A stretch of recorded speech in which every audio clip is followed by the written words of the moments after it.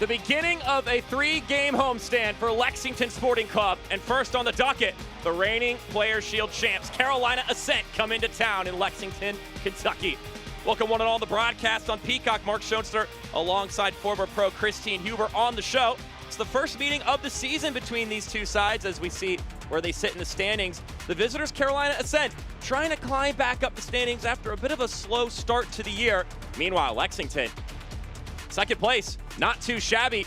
2 wins, 4 draws. They are unbeaten on the year, just one of 2 teams left in that category. It's an entirely new look team this go around. They've conceded only 4 goals all season and have 4 clean sheets in the last 6 matches. They have tied more matches than they have won, which means it's time for them to start scoring goals if they want to maintain the top slot in the power rankings. Well, they've got some talent on the offensive end, but when you mention the clean sheets, leading the way on the back end is Kat Asman. She's the anchor of this back line. We'll see her come up with some big saves with her quick reflexes. She has excellent technique and position on the one-on-ones, and she is one of only 2 goalkeepers with multiple shutouts this season. Only 19 shots faced, so although she hasn't had to get active a bunch, she's been organizing defensively. Now we pivot to Carolina. Just got their first win of the season, and boy, was it a wild ride. What a back and forth game. Carolina came out aggressive. They took a 2-0 lead. They scored off an own goal. Maddie Maccaro scored the second goal. DC fought back to tie it. They were able to score off this corner kick until Alyssa Walker, coming off the bench, heads it in the 84th minute to seal the victory. A gritty win for the Carolina Ascent. And speaking of gritty players, Mackenzie George certainly fits that profile. She just terrorizes defenses. She has a high work rate. She's so competitive. She'll take players on one-on-one, explode by them for goals or assists. Expect to see a lot of her tonight, especially down the flanks. Should be a fun one this evening. Lexington has never beaten the Carolina Ascent. Will that change here with their new look? Or will the Carolina Ascent continue their winning ways against the home side? Find out up next after this break here on Peacock.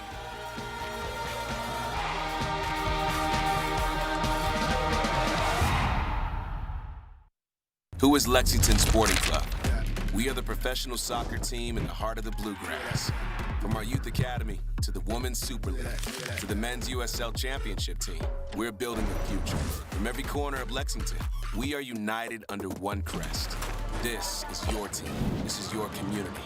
Together, we are creating our story and leaving our mark. This isn't just any club. It's a club to call your own. Get your tickets today at lexsporting.com/tickets. Success isn't a game of chance. It's about making the right moves. Just like Lexington Sporting Club, Commonwealth Credit Union aims to win by helping you defend your goals and keeping your money on the attack. As the official credit union of Lexington Sporting Club, we're empowering success on the field and in your finances with smarter banking options and unbeatable service. Are you ready to take the lead? Then get the home field advantage for your finances, only with Commonwealth Credit Union. Here, we see you differently. Caitlin Clark, amazing at assists. Gamebridge, the ultimate assist for your savings. But ever since they teamed up, she's taken assisting to a whole new level.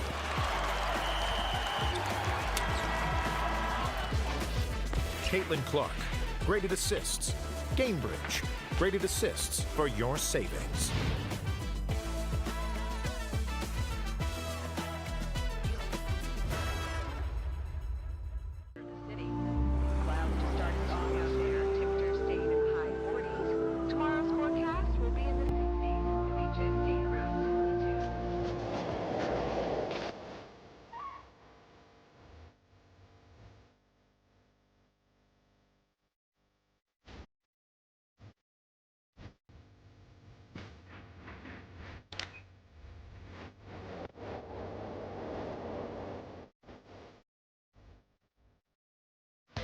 We return to Lexington, Kentucky for this clash between Lexington Sporting Club and Carolina Ascent, their first meeting of the season. Mark Schoenster, Christine Huber with you on Peacock.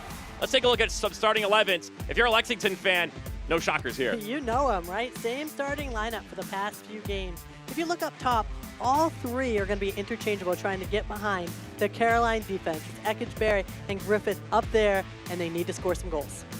Meanwhile, on the other side of things, for the Carolina Ascent, a couple of tweaks are necessary. Yeah, no Maddie Maccaro anymore. She just got recalled back to Seattle. we're going to see Parker starting up top just to kind of, as a group, they're going to fill that void. And then Martinez starting on the right defensive side. Look for her and Aguilera to fly up the wings and get involved in that offensive attack.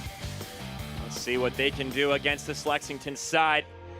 There's a look at Philip Poole in year number 2 as the coach of Carolina Ascent. Very bullish about his group this year, and he should be. A lot of returning pieces from last season's dominating team. Just looking to get it cooking here in year number 2. Donning the road white kits here this evening. Meanwhile, on the other side of things, there's Mac Hemme in his first year in charge of Lexington. He knows what he has, and he knows that they've dropped some points to start this year, and yet they're still in second place, which just goes to show you the standard that these two teams are holding for themselves at this point in the year. All right, let's take a look at tonight's Toyota keys to the match. Christine, take it away. Finish the chances in the box for Lexington. They have got to put away all the opportunities they have. They're leading the league in shots. They now need to finish it. And for Carolina Ascent, mental toughness. No bonehead mistakes is what Coach Philip Poole told us. And they have to really focus in that final third, and they need to score some goals. These are two coaches that, although are happy with what their team has shown this year, both are still hungry for the standard and for the bar to be raised higher and higher, which is obviously what you're going to get from coaches who are gunning to win the league. And these are two teams that are certainly looking to be in that conversation once we get to the later months of the year. Of course, we're still in the early stages here in year 2 of the Gamebridge Super League season. Lexington back home after the long trek to Spokane, looking to turn draws into wins. Meanwhile, Carolina just got their first dub in season number 2. Their objective now is to start stacking.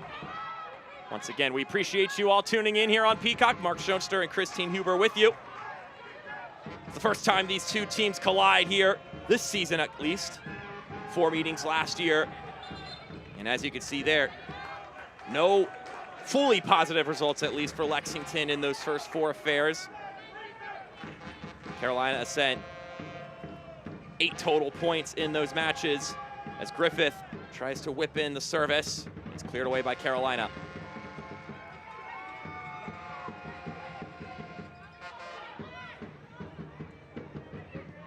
And here the drumming from the fans in attendance here at Lexington SC Stadium. A little bit of a doubleheader weekend for the fans here. Women playing tonight, men playing tomorrow.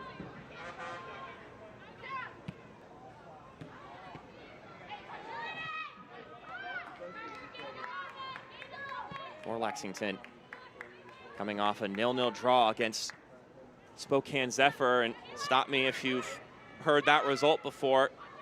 They've been having a lot of them recently as George cuts it up ahead and will be escorted to Cat Asman. 3 of their last 4 matches have been 0-0 draws, Christine. So obviously you can glass half full or glass half empty that. You're getting clean sheets, but you're also not scoring goals. So you got to take a little bit of both. And they're getting a lot of shots. They're getting into the final third. They're getting behind the opponent's defenders. They're just not finishing. They're just not scoring the goals. But with that said, they're in second place. Yeah. So, you know, we talked to Coach Mack. He's not disappointed, but they know they have so much more to do and so much work to get better. He certainly would be a lot more concerned if the chances weren't coming. But that hasn't been the case as the ball is knocked away by Aguilera. A run down that left-hand side by Ekic. And on the flip side, Carolina has been getting into the box as well, but same thing. Not executing, not getting those high percentage shots to help their scoring abilities. McCain feeds Ekic. Amina Ekic in the 18. And it's still towards goal, but it's knotted away. An opportunity for Catherine Berry after the Ekic chance was clipped by McClelland. You can see just how dangerous this front line is for Lexington. That's a great through ball. Outside of the foot, bending it through and splitting the defenders. And honestly, I'm surprised Berry did not finish that. I know it took an awkward deflection, but man, she usually scores those. Catherine Berry, 23 years old. From Massachusetts, 4 goals already this season, so you mention it. Already has quite a few goals to her name. And here comes Ekic. Well, at least so we thought. The fans in the stable are not happy about that call. Ekic usually does a good job at timing her runs. She bends it out usually far enough, but you have to have good connection, good timing with your midfielders. That 0-0 draw with Spokane. Now I've had 2 of those with the Spokane Zephyr this season, Lexington. And both games, the story is the same from the perspective of Matt Hemme. He's felt they've dominated both games, and in the second one, he felt they had control in the second half, though the first half it was clear Spokane were ready for them and were coming at them, looked better defensively. And it leads in the conversation of they aren't content with where they're at, but you can't complain too much about a shutout on the road. That's pretty good. Service swung inside and tried to be redirected on goal by Harding. Meanwhile, for Carolina Ascent, I feel like they get to play with a little bit more freeness now that they've gotten that first win off their back, because if you don't get that first win the first few matches of the season, you feel that pressure. And now they have the relief of getting that first one under their belt. And Philip Poole confirmed that, yeah, there's a little bit of relief, but it's not like there was any lack of buy-in from the team even before they got that victory. So, and he said it, we're not having problems with the hardest part of the game, which is scoring goals. They've been scoring this season. I mean, he said, look, goal scorers get paid the most in this sport for a reason. It's hard. It's hard to do. It's just been some rough moments, miscues that have led to goals being conceded that has turned wins into draws, draws into losses as Ekic tries to chase this one, but McClellan was able to smell the danger and knocks it away. And even Coach Poole said, well, at least we're not in last place. Yeah. Some of the goals they've conceded this season, he said, afterwards you go, well, holy smokes, that was interesting. Like, I don't know how that happened. Just some awkward errors that they're trying to iron out, and once they can do that, then, I mean, look, they're going to be in the conversations that they were in last season. At least you would expect them to be.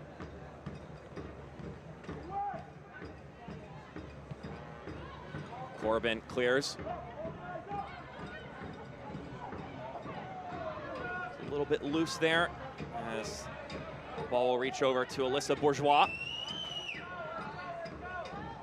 This will keep bouncing, and offside flag does go up, which explains some of the body language there from different players.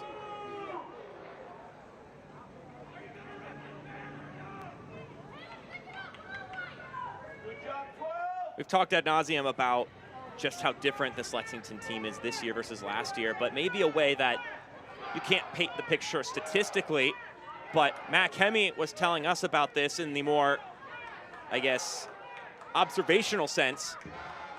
He was telling us that the lesson that they're learning right now is they're getting the best from all of their opponents this year.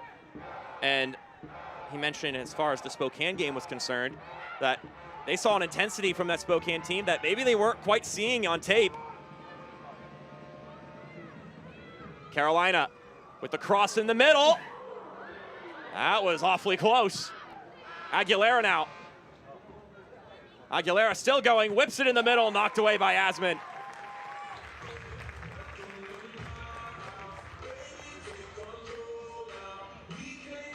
A handful of moments here for the visitors. Carolina building up on this outside flank. That's what Philip Poole and crew like to do. That's what they practice. That's what they train on doing. And Aguilera just decided to take it herself. We talked about this in the open. Kat Asman, so quick on her reflexes. Those close shots she's able to get. So it'll be the first corner kick of the evening. It'll be for the visiting side as the ball is lofted into the middle. Ultimately harmless at the end of things. Brianna Martinez, one of the 2 lone changes to the starting lineups for both teams in this match. Both of those changes belonging to the Carolina Ascent. I mentioned earlier, Lexington, 4th straight game with the same starting 11. Martinez, the loanee from the Orlando Pride, alongside Kat Asman, who's also on loan from the Orlando Pride. So you could say they're both on Orlando. I'm surprised I'm not having anyone boo in my ears right now, but it had to be done.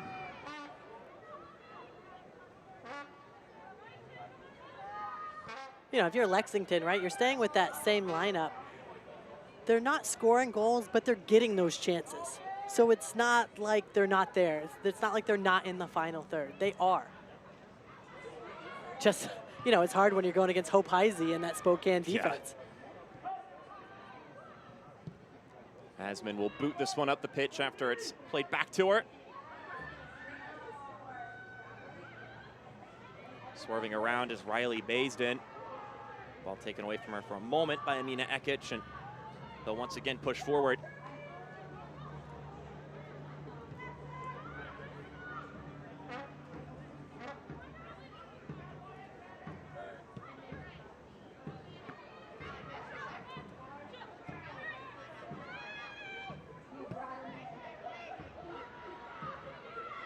Martinez has an option forward. She finds Baisden. From the right channel, Riley Baisden. Tried to give it a go, couldn't put it on frame. Fans introducing the LSC One membership. Your season ticket to every LSC men's and women's home match in 2026, all in one package, starting at only $21 per month. Become a member today at lexsporting.com/memberships and unlock free tickets to every remaining 2025 regular season home match. So much Lexington soccer to go around.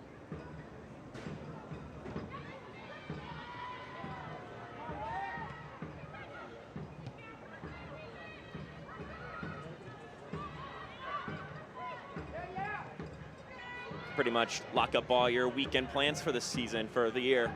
Just get yourself out to a home game every other weekend, roughly. Maybe even more than every other, given the fact that you've got both the women and the men.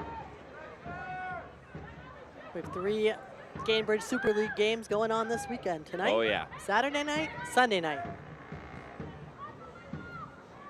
Season in full swing. And now, Christine, we've had the chance to see each team build up a body of work. So we're no longer in the first impression stage, I would say. Well, I mean, you can obviously see Carolina's game plan. Nothing's changed. They want to play it high and long to those outside flanks, and that's where they're going to want to attack Lexington. Game plan not changing for Carolina, despite, in essence, having one of their key contributors called back.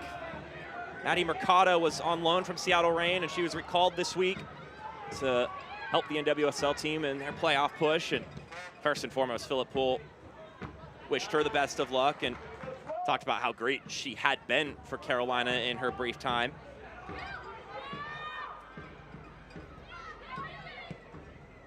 Had 4 goals in 4 matches, which is tied a club record for a goal scoring streak, I should say. The only other person who's done that is Mia Corbin, who's still around. But Phillip Poole mentioned that maybe a collective effort for compensating what they're losing in Mercado, and we'll figure out who slips into that spot. Now today, I would say that really falls on Riley Parker, but each matchup, it could be different depending on opponent, depending on what the chemistry is looking like between players. The nice thing is they did play a handful of preseason games without Mercado playing, so it's not like they're unfamiliar with this group playing together. And then, of course, you can also talk about just the sheer amount of returning players from last season, who obviously they played a whole year. Carolina has a good core returning. It's crazy, right? Because you look at Carolina, you look at Tampa Bay, and you see how many players have returned, but yet they're not at the top of the table like they were last season. Yeah. Plenty of time. Still early stages, but still causes you to raise your eyebrows. I think it's a good indicator that the league is growing and that the talent across the board it's all rising. And every coach that we've spoken to so far this season has said just that. Carolina enjoying possession in the attacking half. Service ripped into the middle. Not too far away from Harding. Asman didn't even blink at that. That was a pretty good driven ball into the box, but nobody on the back end.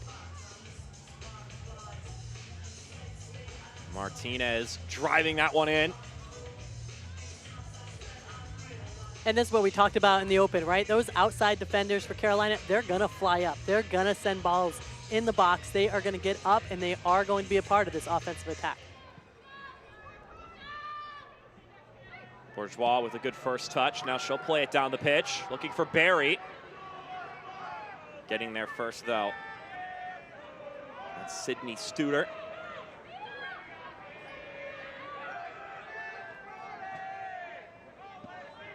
Uh-oh. Well, Studer getting a little lucky there. That was almost knocked over, but almost one of those bonehead decisions, as Coach Philip Poole said.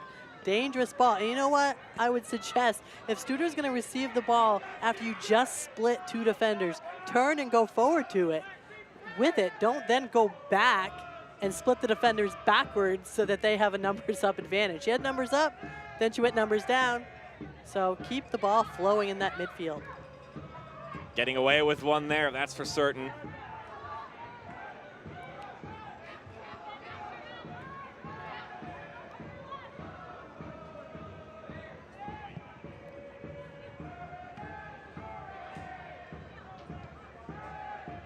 Harding swerving around.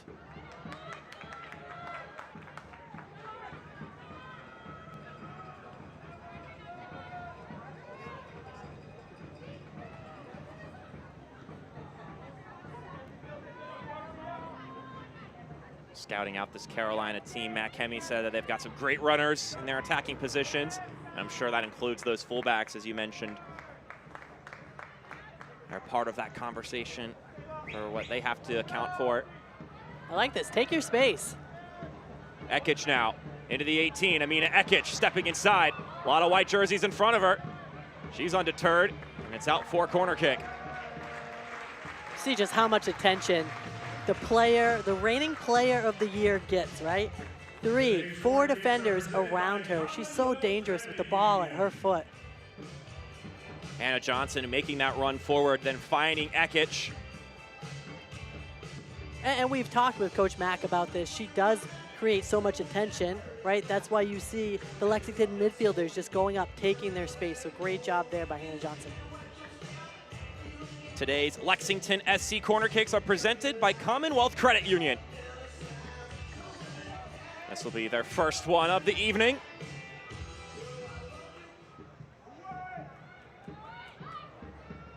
That goes over top of everybody and will be collected by Bourgeois. Take 2. Ekic tried to bring it down, but it will be cleared. Lexington Sporting Club is thrilled to offer Lil Kickers, a nationally acclaimed youth soccer program built for children ages 18 months to 9 years. Sessions are now live. Sign up at lexsporting.com/youth.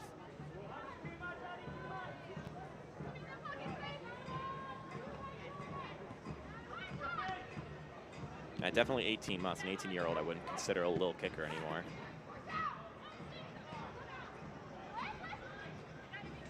Bourgeois just keeps that one in play. And Tuso does well, though, to shield off Riley Parker. And Tuso, one of those iron women, never leaves the field. She's there all the time. And she's ever reliable, too. So reliable.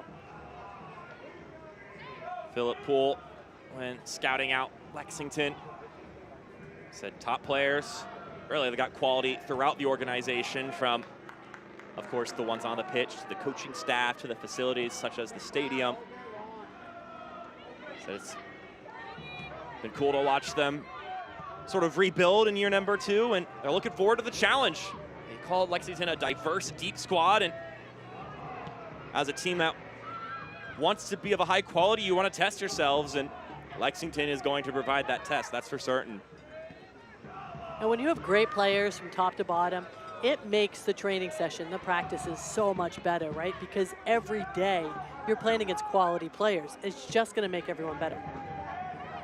Rolling ball up ahead. And Tuso gets there first and is able to tap it to Bourgeois, who tracks back.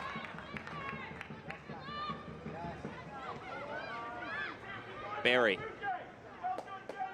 does well to roll it to Hannah Schartz.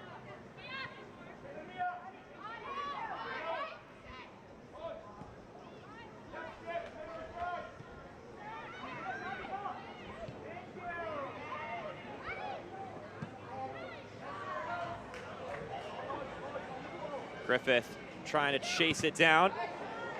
Aguilera, not the clear she was looking for, but she still has a chance to have another go at it.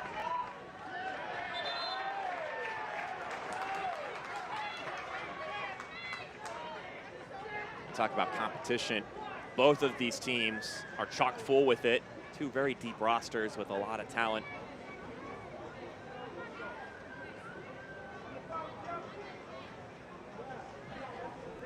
Which is another reason why I think both fan bases should have a lot of confidence in their team's chances to do well this year, because it takes having a deep team to consistently put out good results through a long season. Schartz launches it into the 18, takes a couple bounces. Barry with it now. And that might be a corner kick, and it will be.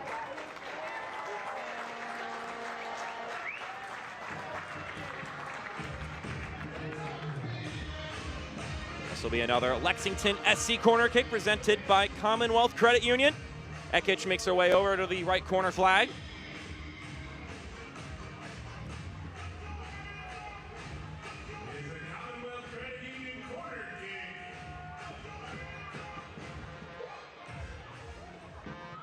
Ekic's service is low. And some contact inside the penalty area will mean a free kick for Carolina. Cheers to local beer. West 6th Brewing is proud to be the official craft beer of Lexington Sporting Club. Find their locally crafted beers all around the state of Kentucky. From the flagship West 6th IPA to Sixer Light Lager, there's something for everyone. Head to west6th.com to visit one of their dynamic tap rooms and learn more about Stadium Ale, the official craft beer of Lexington SC.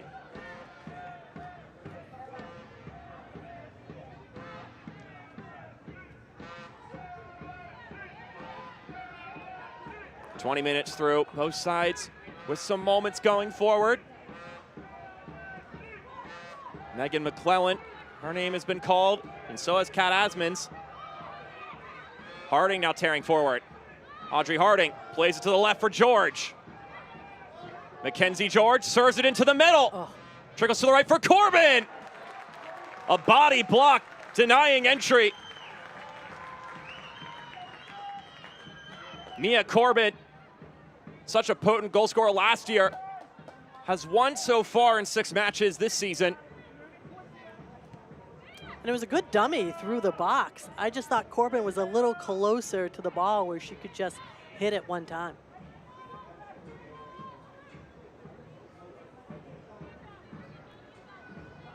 Carolina has been very quick on their recovery defensively.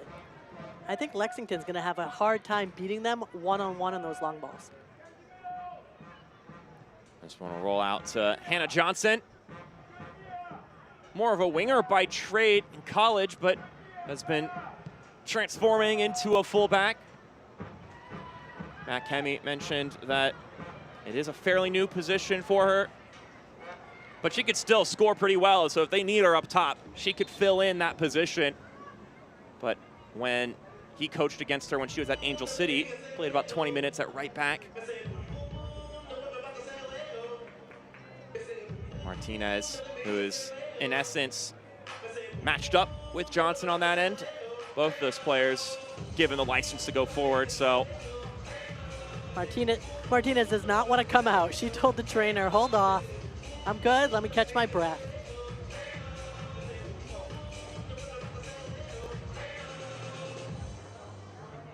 I'm not sure if she landed weird or when she tried to chest the ball out of the air, it came down.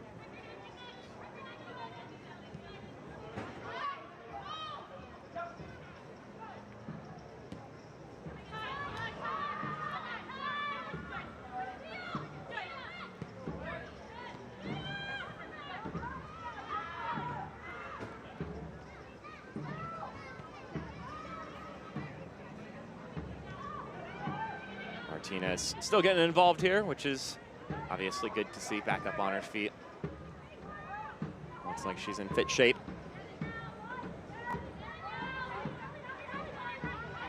Butler rolling it up to Porter. Now Griffith tries to play it in centrally, but Corbin is there. Doesn't quite handle it though.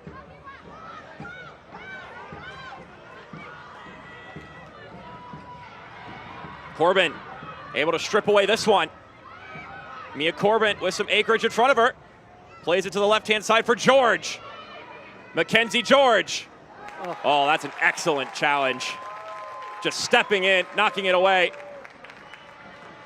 Once again, the reliable Allison Pantuso. Both were once teammates at Brooklyn last year, going at it one-on-one. Tell me they didn't go at each other in practice. I was just about to say. Pantuso knew exactly what George was going to do and poked it away. Brilliant. Gonna need to be a little bit more creative than that, she says. Yep. George needs the double scissors instead of the single scissors on Pantuso. Hometown fans, why go far when the best stay is right here at home? Embassy Suites Lexington Green is your go-to spot for a weekend staycation. A night out, hosting meetings and events, or out-of-town friends. Local, loyal, and always game day ready. Embassy Suites.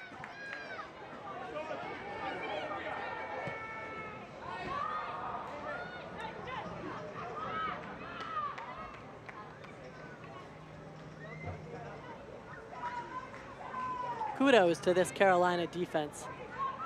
Their back line is really holding down Lexington. They're not getting behind at all, and I think you start seeing the frustration on the Lexington forward faces.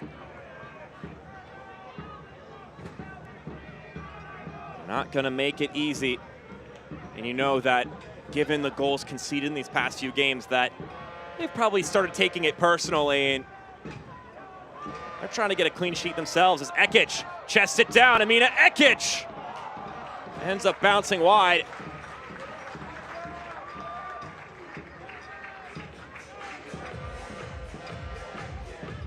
She is so good with her balls, or her runs behind the defense. Great first touch there, right off her chest, goes right to her feet. She just puts it wide.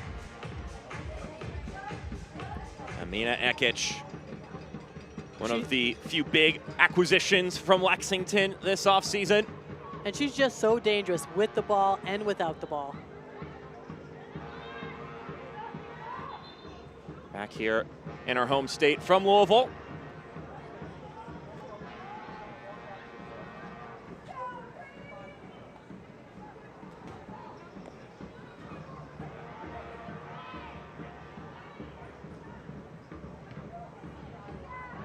Martinez rolls it back to Corbin, and both sides have taken their turns progressing up the pitch.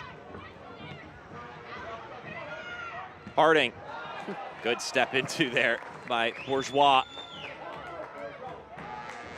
And now McCain is set running. Annie McCain, early service, knocked away.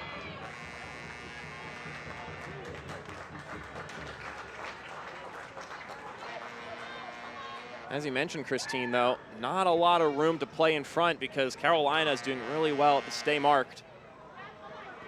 Even when Lexington's able to get the ball up over them, I mean, they do such a great job at recovering and getting numbers back behind the ball. George, lay it to her left for Parker. Riley Parker sends it in the middle for Corbin. Good step. Mia Corbin still going. Corbin jostling forward. She fires off target. A solo effort from Mia Corbin. Corbin just going through everybody here. I think she just feels more comfortable. She wants it on her right foot instead of her left. But, I mean, she had so much time and space. That one's got to go far post. I mean, as mentioned, she had that covered. That near post, she had it. It'll be a sigh of relief on this occasion for the home side.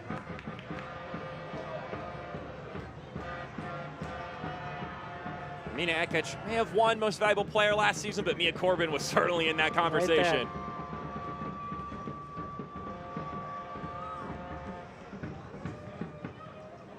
Here she is again.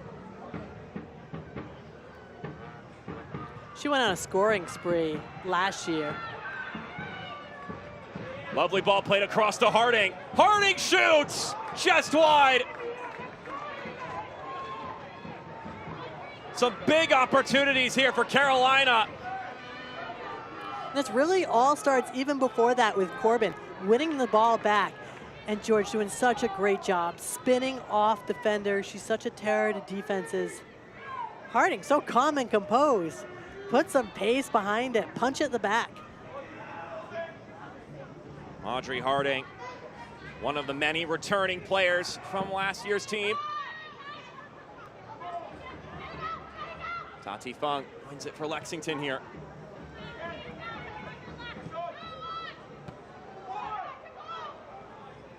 Carolina building some steam. George on the ball, plays it in the middle. Parker rolls it out to Corbin. She steps up and fires. Not too far off.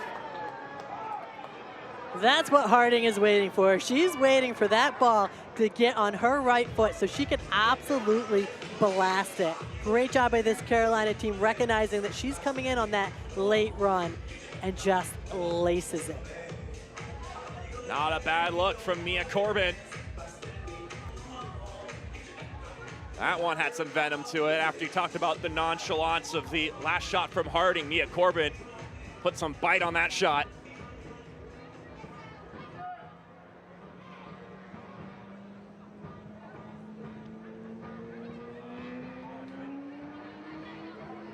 Get the latest Lexington SC news right at your fingertips by downloading the official mobile app, powered by Fan 360. Get access to exclusive content while shopping for season tickets and LSC gear, all in on the Lexington SC Fan app.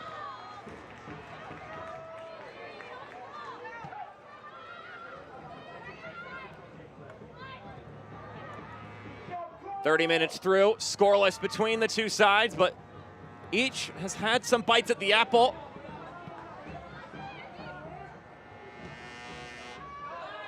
Barry's offside.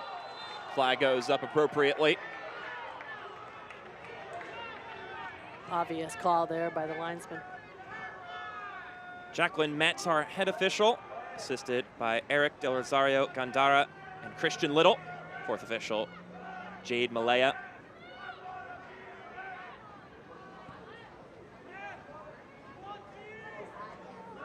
There's a chance to dig into the numbers for a little bit.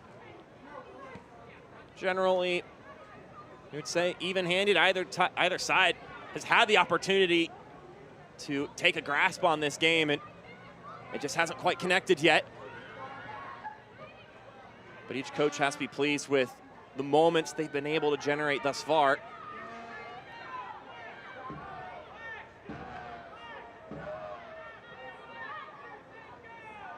Well done there from Parker.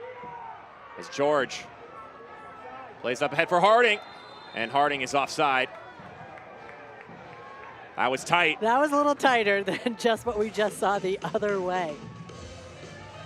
George doing a great job, right? It's a no-look pass behind the defense, and she creates so much attention as well. It's the perfect time to slip it through.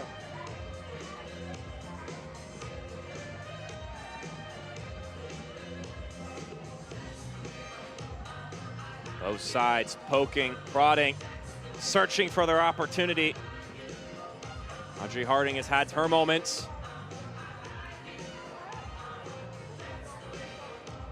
One of these two sides find a breakthrough moment before the halftime whistle. Still about 15 more minutes to go.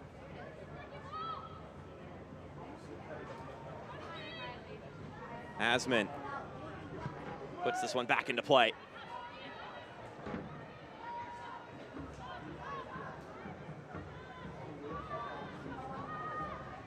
It's a lovely day in Lexington, Kentucky.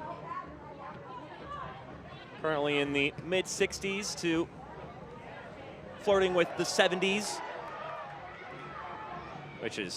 that's divine weather for some soccer. Ekic takes some contact there, but ultimately wins the corner kick. Aguilera is one tough defender to beat one-on-one. even for the player of the year. I mean, she is excellent. Another Commonwealth Credit Union corner kick. Amina Ekic will be the one to provide the service.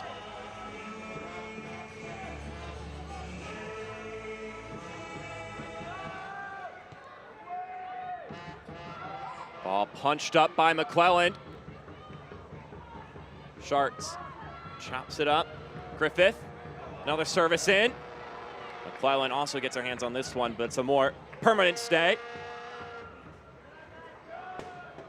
Select the official match ball supplier of the Gamebridge Super League and many elite leagues throughout Europe. Visit us.select-sport.com for the latest Select products, specials, and more. Select, the player's choice.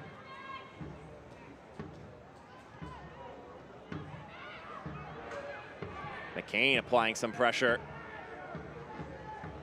Getting stuck in a corner, Carolina, but that was actually very well managed.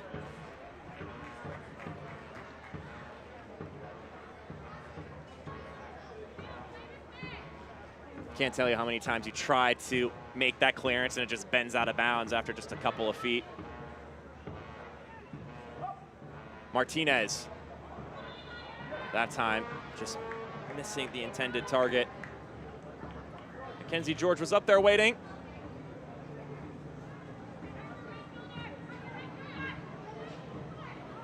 Fung. This one will roll across the middle to Bourgeois. She'll step into the middle. Now finds Ekic. On the right-hand side now, Amina Ekic. And as you mentioned, Jill Aguilera on her like glue. Defender of the year from last year going against player of the year. This is going to be a battle, one-on-one battle to watch all night. We have that on one side and then Georgia Pantuso on the other side.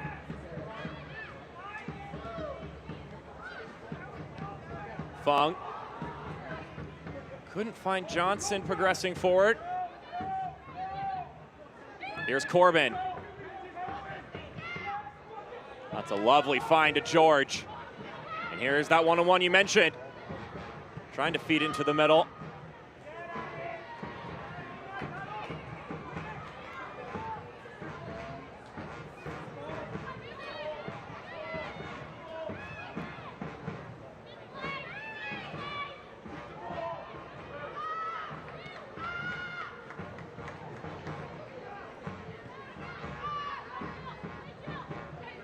This one rolls forward. Porter trying to loft it into the middle, and it's nodded away by Johnson. Now Martinez sliding it into the middle. Griffith collects it and rolls it up ahead for Barry.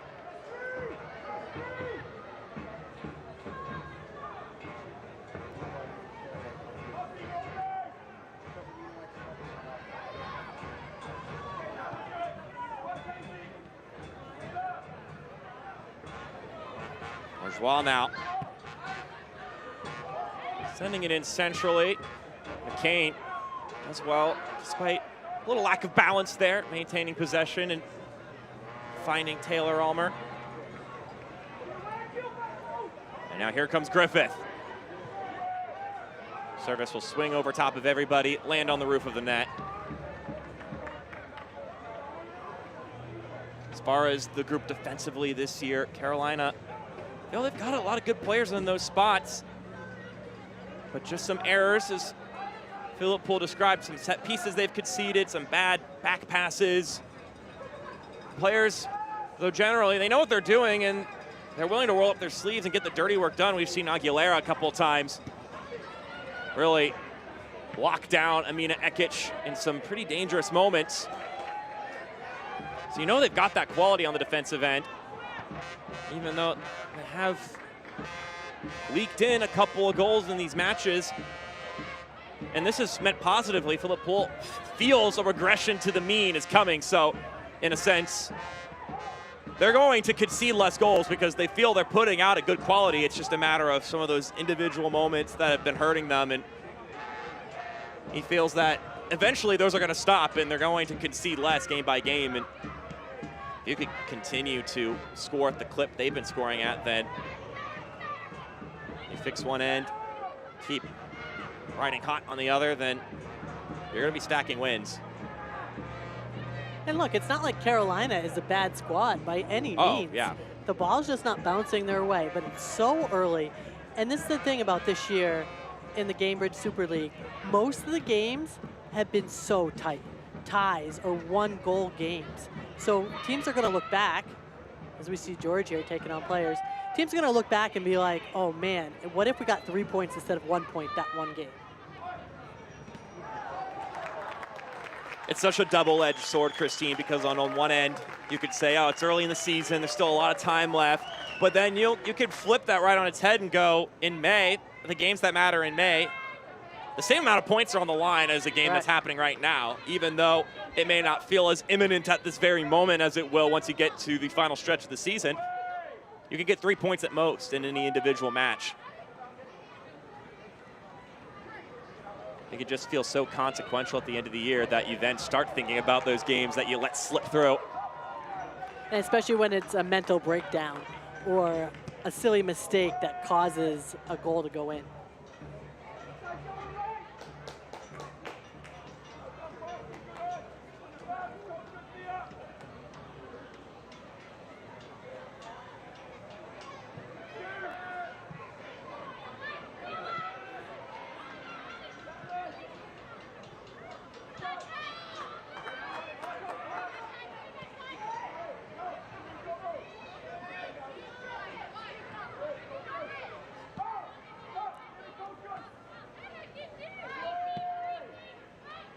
Lofted ball up.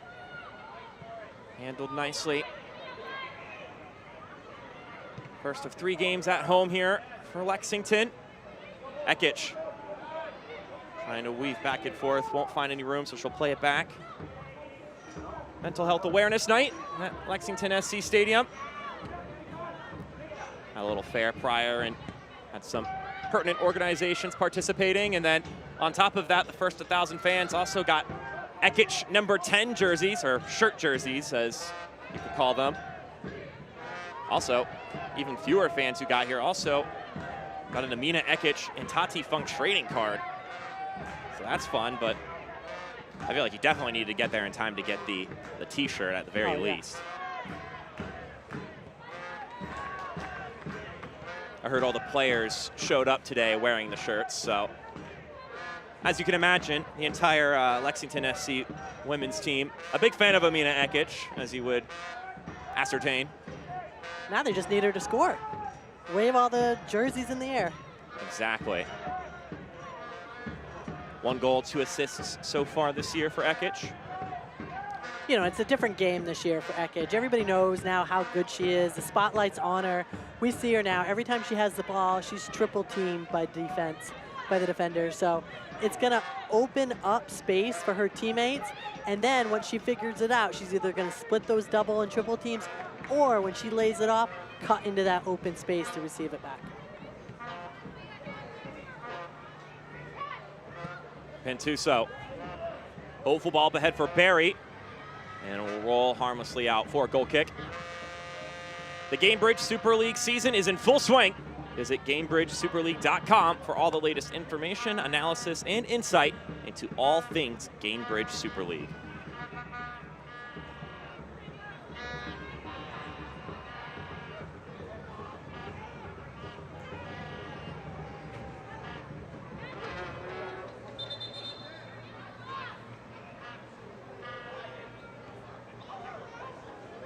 McClellan's just been one of the faces of this Carolina team last year, this year.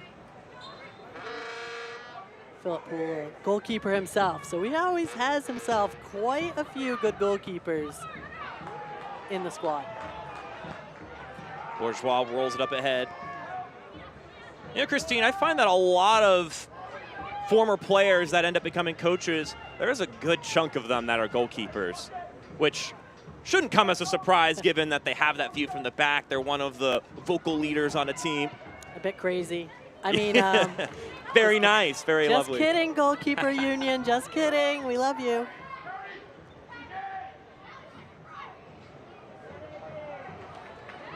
They're just crazy about soccer. Yes, that too. Yeah, but Philip Poole, he loves bringing in his good goalkeepers. City Martinez now transferring over from Brooklyn as well, Puerto Rican national team. And it's so clutch, and any goalkeeper will tell you, sometimes they're forgotten at training sessions. But if you can get 2-3 goalkeepers to really go at each other every single day in practice, it just raises the level. And they think they really have something in Charlotte Burge as well, the young goalkeeper.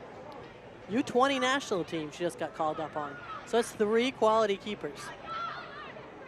Harding tried the hopeful pass through, but Parker didn't cut at the same time.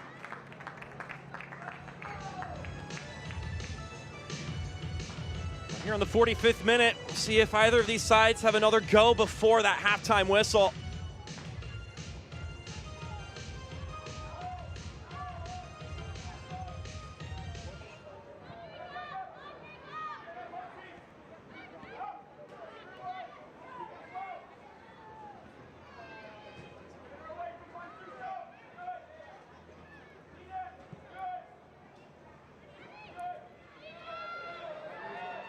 Could this be one last chance? Well, that was rolled up well ahead of Ekic. Aguilera will get there first.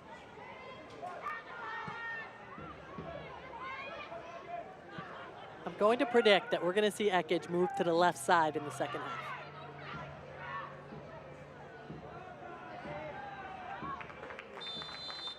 Well, there will be the halftime whistle. No stoppage time and no goals to show for either of these sides, though.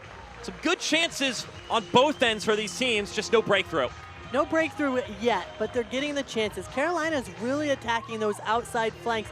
They're getting crosses in, unable to get anything by Kat Asman yet. And you can tell the Lexington side are having a little trouble with this Carolina defense with their speed, and they're not able to get behind the defenses as they have other games this year. So far, so good for McClellan and Asman. 0-0 your scoreline after 45 minutes. Will there be a chance, a goal-scoring moment in the second 45 minutes? Both teams will go to the dressing room and see what kind of adjustments they can make.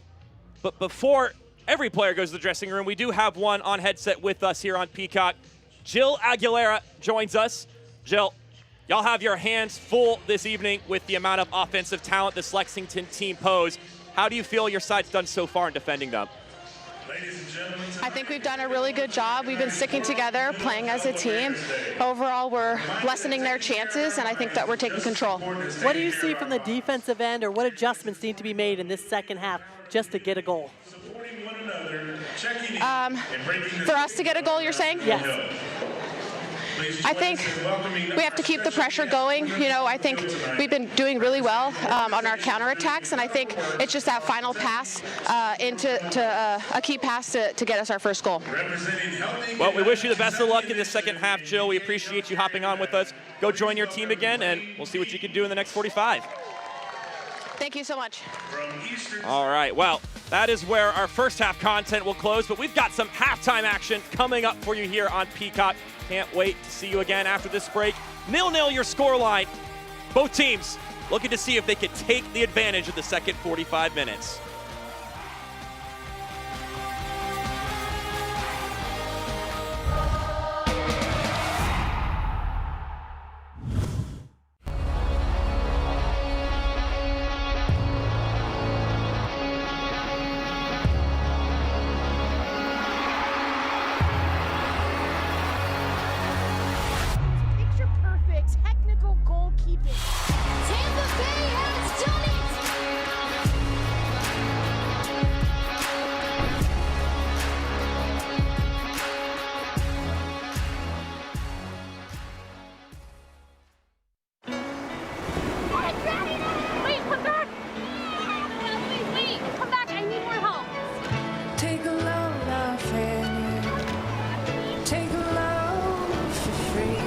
Today we went to the beach, and it was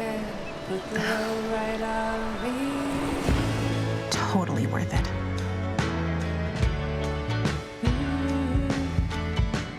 Get double points this fall at Best Western.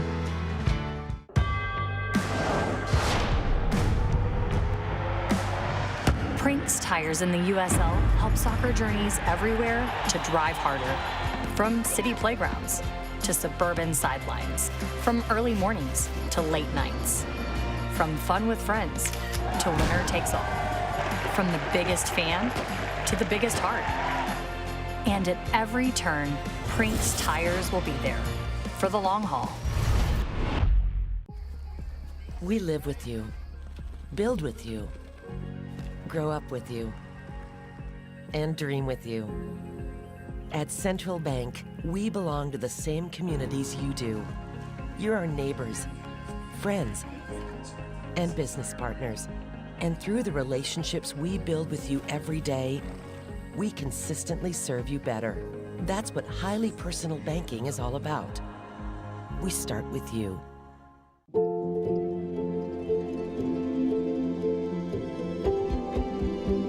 This is where worry turns into relief. Where confusion turns into answers. This is where your family can turn to the experts for the big things and the little things. Extraordinary care is right here. UK Healthcare, the power of advanced medicine. Lexington is the Kentuckiest place in the world. Just look at it. It's by far the bluegrassiest, the bourbonist. See? The artsiest, and hands down, the horsiest. Oh, look, that one has a baby. I don't know why you would look anywhere else. Looking for the coolest, most Kentuckiest getaway? Look at Lexington. It's the halftimiest halftime here between Lexington and Carolina. 0-0 your scoreline between the two. I see some of those Eckett shirts being donned by the fans in the stands. Mark Schoenster, Christine Huber with you on Peacock. All right, well, the big news this week. Spokane Zephyr have found their woman to lead the way. Nicole Lukic has taken charge there out west. And the USL pathway, it's not just for players, it's for coaches as well. How awesome is this? Former W League Coach of the Year, and now she's the big skipper at Spokane. And lucky for her, they're in a pretty good spot. Shout out to the interim man, Coach McAllister, for giving them 10 points in their first 8 games of the season. Top 4 position currently in the Super League. So she's not picking up scraps. She's picking up a pretty good team there in Spokane. Now, let's talk about some of the games that are taking place this weekend. Christine, what are some of the things we should be looking for in these two? Well, Tampa Bay right now at the bottom of the table, the only team without a win in the league. And that Brooklyn game last week was absolutely crazy against Sporting Jacks, a comeback. So they are raring to get a win. Dallas and Spokane. Dallas needs to start scoring goals coming about. They're not in a bad spot, but they can do better. And let's see what the new skipper can do for Spokane. Yeah, the debut for the new head coach there in Spokane. As always, all of the action will be with you on Peacock here in the Gamebridge Super League. With that in mind, we'll recap everything that took place in the first 45 minutes of this game next time we see you during halftime. 0-0 your scoreline here.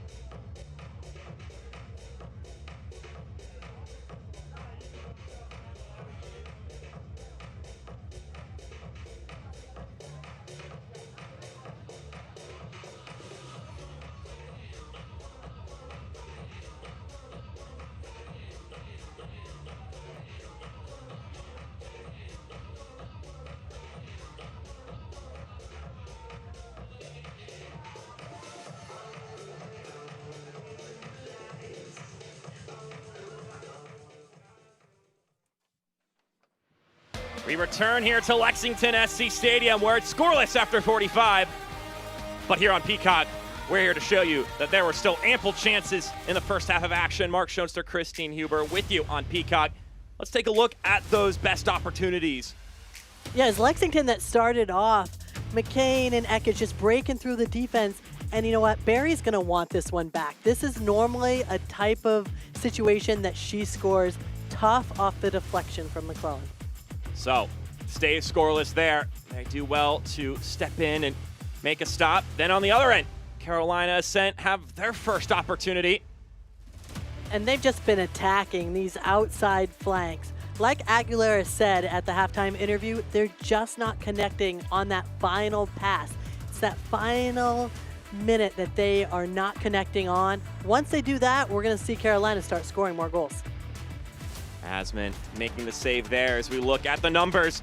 And if you subscribe to XG right now, Lexington's at 0.38, Carolina Ascent at 0.58. So the moments are coming. They're happening. You see some of those in the highlights. There are others as well.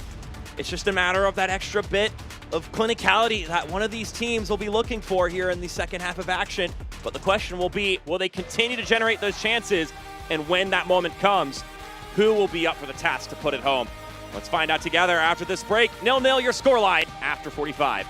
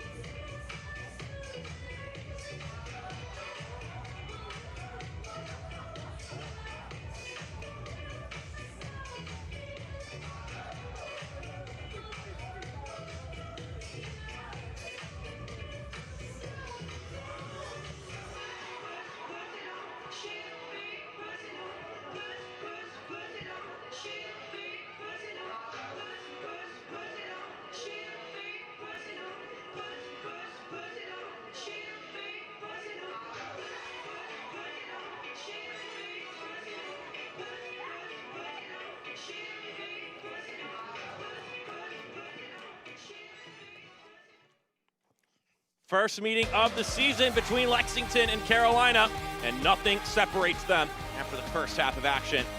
Will that change here in the second half? Mark Schoenster, Christine Huber with you on Peacock. Given the fact that neither team has been able to claim 3 points as it currently stands, It means second place still in possession of Lexington, and Carolina still sits in sixth as they're trying to ascend up the standings here after getting their first win of the year last time out. All right, let's see if either of these teams can claim 3 points here or if it's going to stay the way it currently looks right now. Of course, other teams will have their chance to vault up the standings tomorrow and Sunday. 3 days, 3 games in the Gamebridge Super League. There's our head official, Jacqueline Metz. No substitutions, by the way, to keep you abreast on. It'll be the same 22 out there that started this one. And we are off and running once again. Let's see what is in store for us here at Lexington SC Stadium. A lot of interest generated in the first half. You know, both sides are going to want to tighten the screws defensively to allow fewer moments, but at the same time, how much more aggressive do you get as you try to push for 3 points here? Both sides could feel, I can imagine, that the 3 points is there for the taking with the way the game unfurled so far. Now it'll just be a matter of how aggressive will Carolina be in particular, being on the road. And then, of course, Lexington, you're at home. You're going to be pushing for it. And, I mean, we've discussed about they feel they've left points on the table this year. They've had so many draws, 4 of them to just 2 wins. But, hey, they've been unbeaten so far. So, once again, a glass half empty, glass half full kind of situation. And we saw no subs for either team. We'll see a few tactical changes.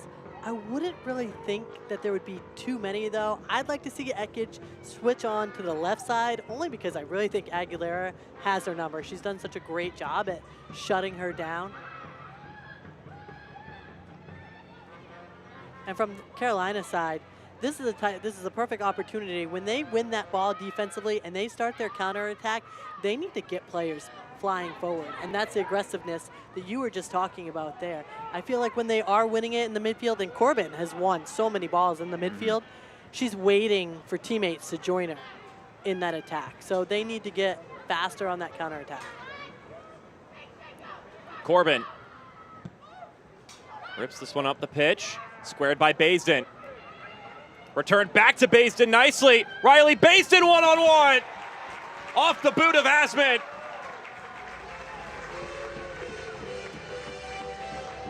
What a huge chance. Riley Baisden, the veteran. And I'm not sure what's prettier here, this give and go to split 3 defenders or the quick reaction kick save by Ascent in goal. And this is why we have highlighted her as the player to watch today. I mean, she does this. We saw it all last week. She does this every game, just coming up with huge reaction saves. Alyssa Bourgeois ailing a little bit after that last bit of action.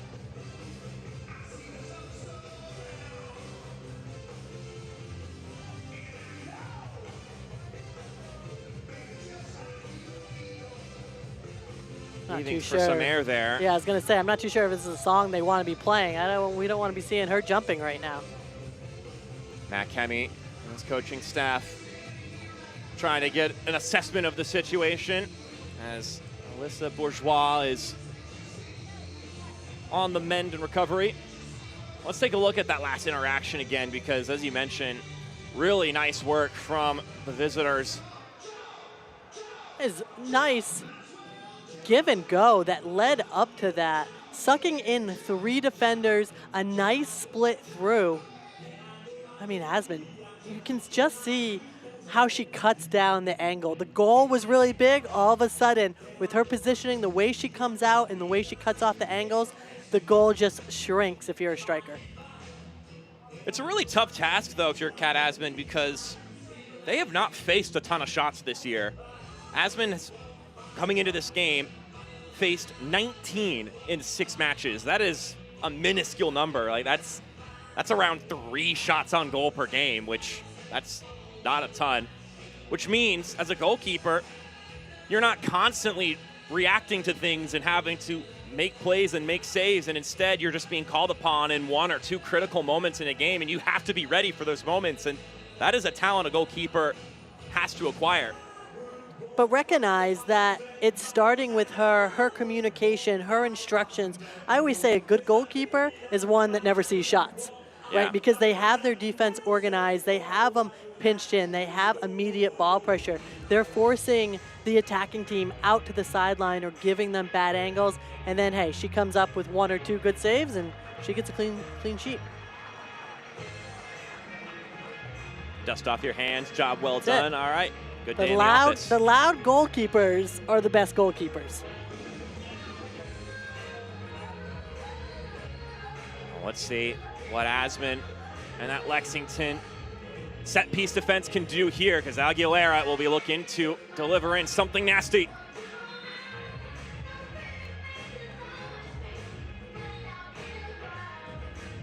Aguilera with the service. Falls to the penalty marker. That's a great deflection. Once again, Audrey Harding with the opportunity. The other reason why Lexington is keeping so many clean sheets is its team defense. They're not even letting the ball get to Ascent. Deflections keeping it out of goal. And we've seen this multiple times this season already. They'll go again here from the same corner flag. That first one falling very nicely to the penalty marker for Harding.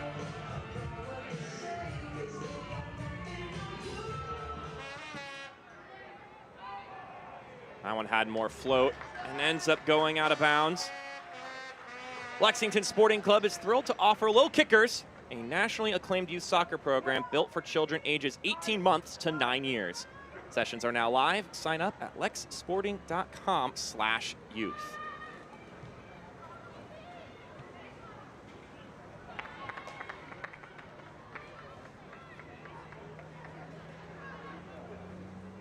So Lexington able to get out of that jam, but Carolina will look to keep the pressure on.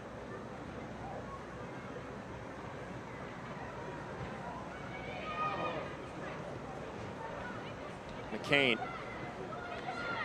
There's that one back to Bourgeois. Her clearance is deflected and will bounce all the way to Ascent. And you talk about a good goalkeeper being a good organizer, and that's something that Kat Ascent came in having that skill set. Now Kenny saying that, look, comms are part of the job, and she's been a great organizer from day one. And she's been growing and learning in the emotional support aspect of being a goalkeeper, as well as now our first booking of the evening is issued to Addie McCain. The challenge on Baysden earns her her first yellow of the season. I get why McCain is complaining, right? But she has a heavy touch here. This is what cost that. And to me, just her studs up, right? She just left her studs up too high there, hitting up in the ankles. But that's normally a touch that she's going to drop and going to keep right at her feet. That is a yellow card for Addie McCain, brought to you by Hicks and Funfson. And now, this will be an interesting vantage point for a set piece. Good distance away, but certainly deliverable for Brianna Martinez.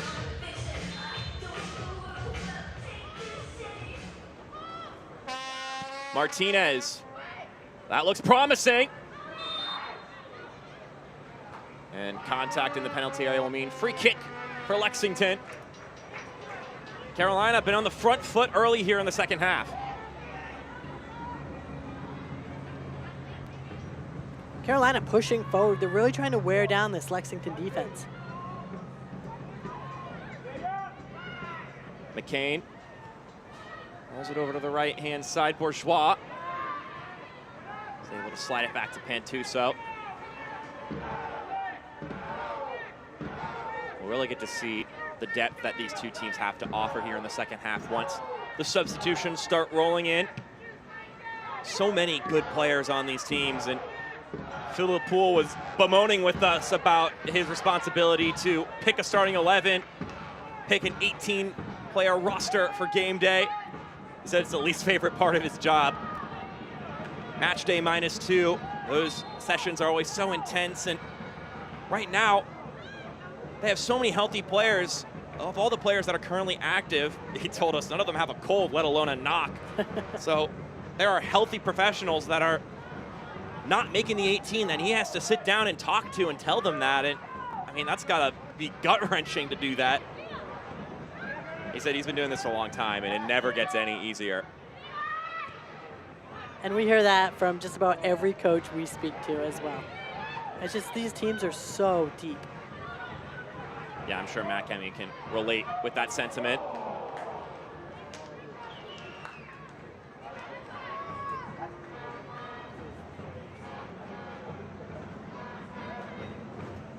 McClellan has the chance to decide when she wants to pick it up and distribute.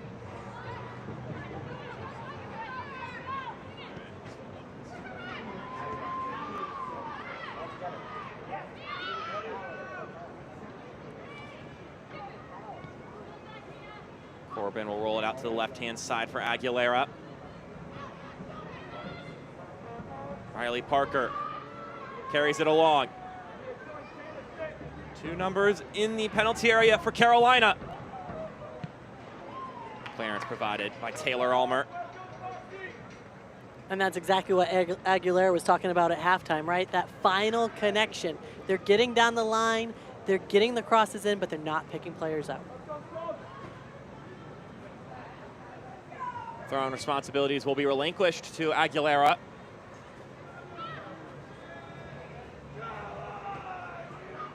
Porter on the ball. Jill Aguilera trying to serve it in. Clearance was lackluster.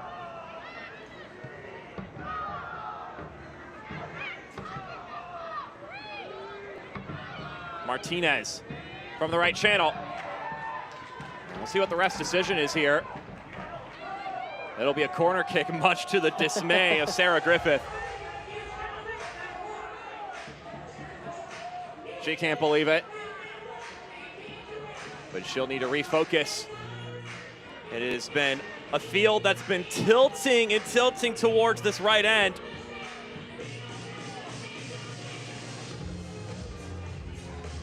Asman will issue her orders for her team as Aguilera looks for another deadly service.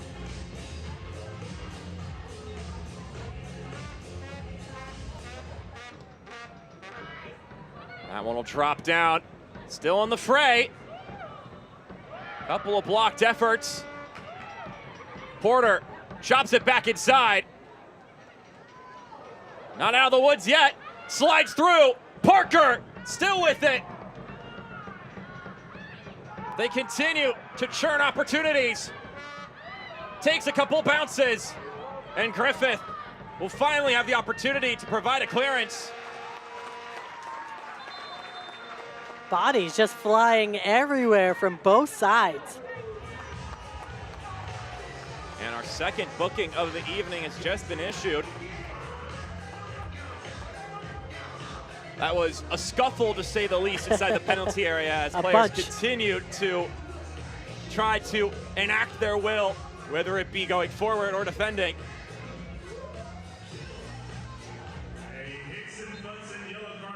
This will be a yellow card for Riley Baisden, brought to you by Hicks and Fumpson. That's Baisden's first yellow card of the season.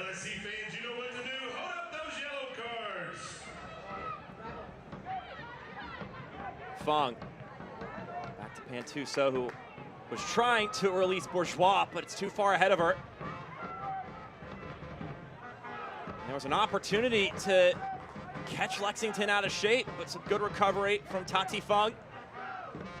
Miscommunication there on Carolina. If they would have played that quicker, they would have been in numbers up.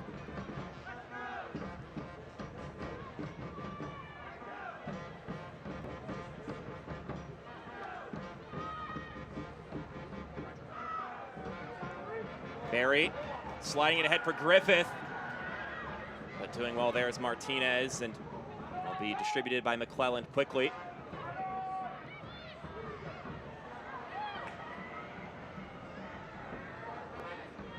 Now galloping forward is Studer, and she'll keep carrying it. Sydney Studer with a foray into the attacking half. Pretty lucky of her to draw the foul there. Only green jerseys in her vicinity. West 6th Brewing is a oh, all right. Let's take a look at that one again, actually.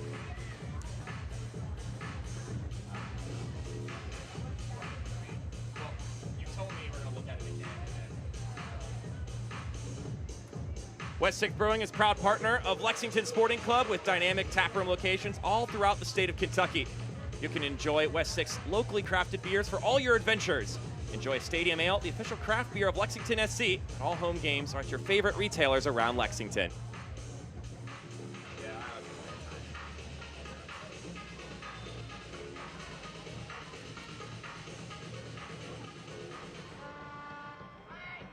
Free kick swung in. McCain got a piece of it as it's knotted out. And it'll be out for a throw-in for Carolina.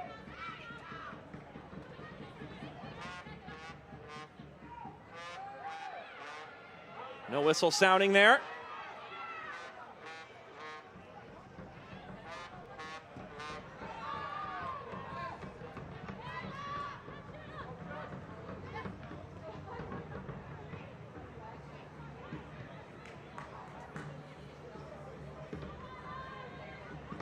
This one kept in play nicely.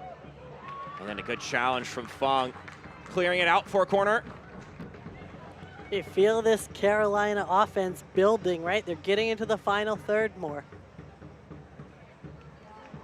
Another corner kick for Carolina here in the second half. They've been starting to really snowball these opportunities, these corner kicks.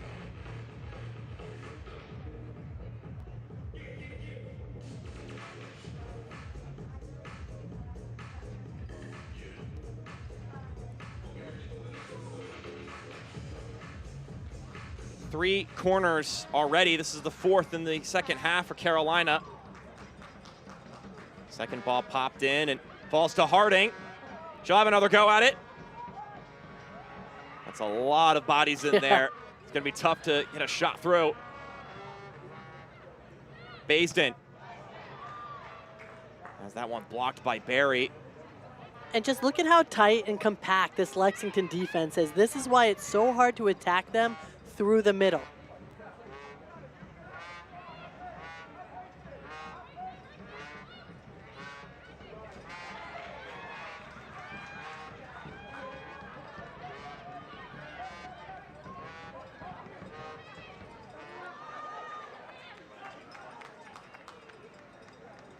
Lexington SC fans, your Gamebridge Super League team will be back at home on Sunday, October 19th at 2 p.m. as they take on Fort Lauderdale.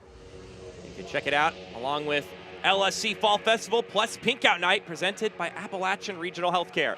Be sure to purchase your tickets now at lexsporting.com/tickets. And we've got some substitutions for you here. The first changes of the day.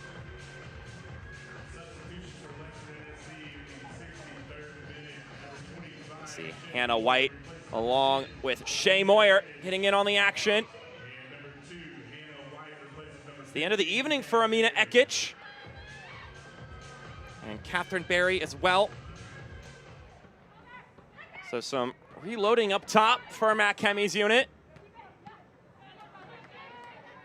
Some interesting sub choices there, Coach Mack. Well, I remember you mentioning that you wanted to see Ekic try to attack down the other side. They haven't had too many opportunities to do that here in the second half, spending most of the time trying to fend off Carolina. Yeah, I mean, I'm really impressed with Carolina's one-on-one defense and the speed they have. And if that's how Lexington, and that is how Lexington has been getting behind other defenses, so he's switching it up a bit.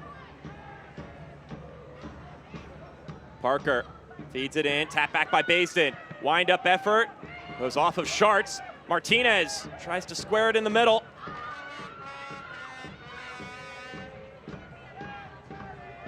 Porter with the effort to chop it up ahead to Martinez. It's unsuccessful.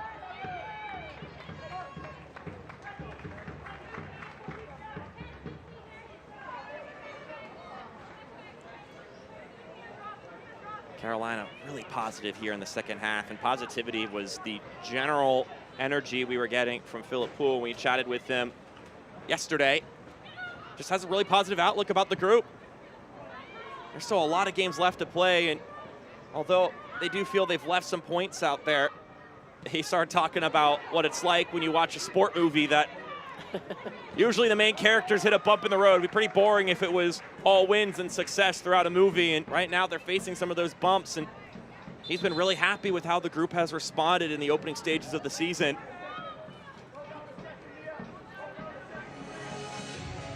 I like what Carolina has done with their combo play. I like what they've done in the middle. I like it when they get the ball outside. I think where they're still lacking is moving forward quicker on the counterattacks.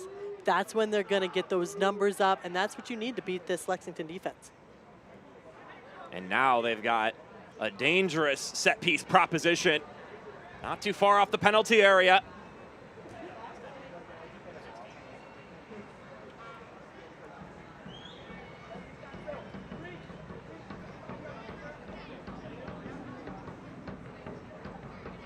And Aguilera with her left foot. She's going to look to take this. It's close enough for a shot. Yeah, I was just thinking, if you're ambitious. One person in the wall, I mean, I would go for it, but that's just me. Aguilera, unselfish here, headed back in the middle, and it's through! But the offside flag will go up. It's not gonna count. There was a moment of celebration for Carolina, but then the hand went up from our head official.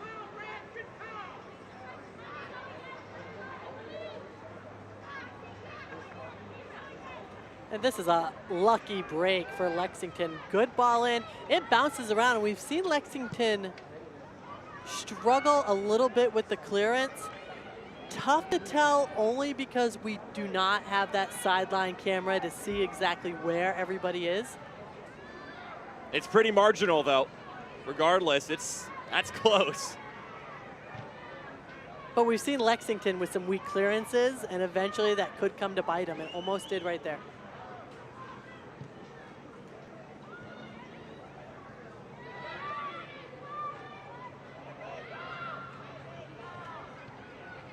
Harding with possession. Had it knocked away from her. Shea Moyer. Talking about how many of these players are returning for Carolina Ascent. Shea Moyer, one of the few returnees for Lexington from last season.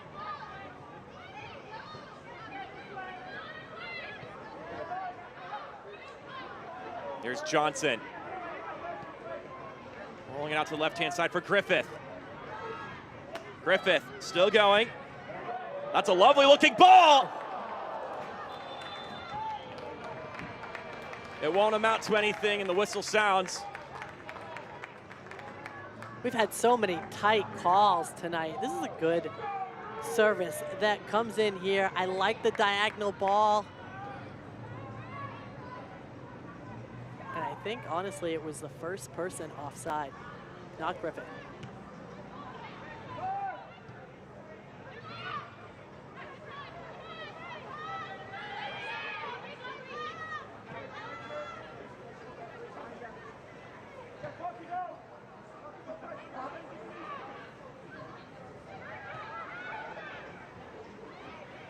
Moyer rolling it to the touch line. She has it again. She'll find Pantuso.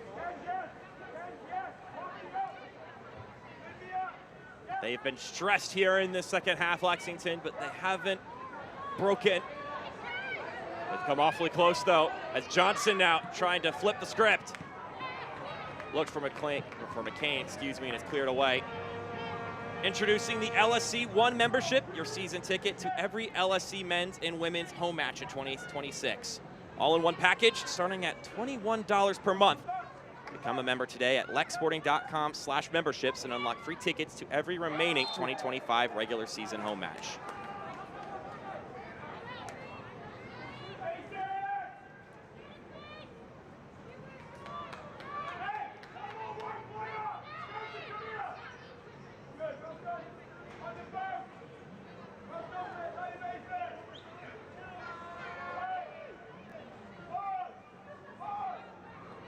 be Tati Fung to provide service on this free kick.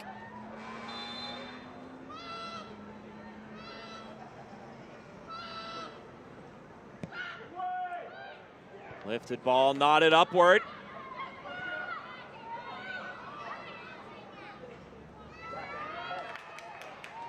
It's a jostle for the ball over there between Baisden and Griffith.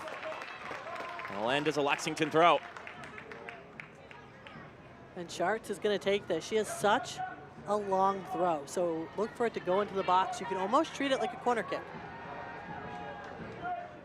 Basically an extra set piece opportunity when you've got Hannah Sharks throwing the ball in.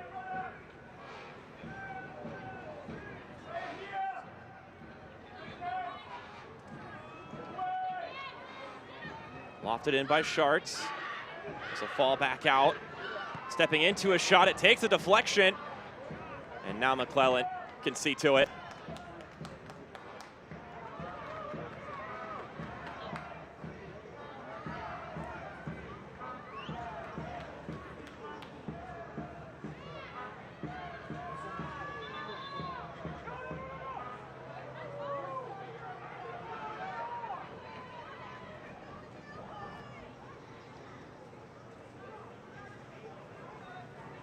Stay up to date with the Gamebridge Super League.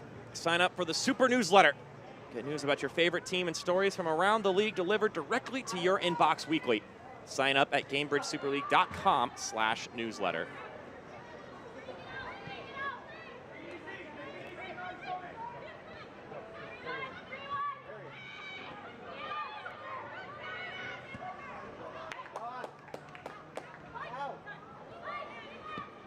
Baisden able to keep that one in play. George couldn't quite settle it down, but here's Baisden again. George along the right-hand side. George sending it into the middle.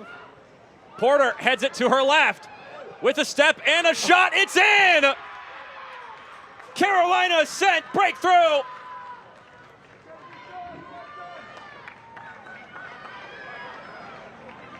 A gritty effort from Audrey Harding. We talked about the Lexington defense and how they're deflecting the balls before they ever make it to Asmund. This one bounces the wrong way. We say Harding just able to get on it, but it's that deflection that sends the ball the opposite way as Asmund's diving to her left. She cannot get over to stop that deflection. Unfortunate there if you're Lexington, but you know, I was just going to say, we haven't seen or said George's name much at all. She hasn't touched the ball much this second half until that point right there. She was able to get the ball on that outside flank, keep it, and get that cross in, and that's what started that whole play. Audrey Harding with her first goal of the season.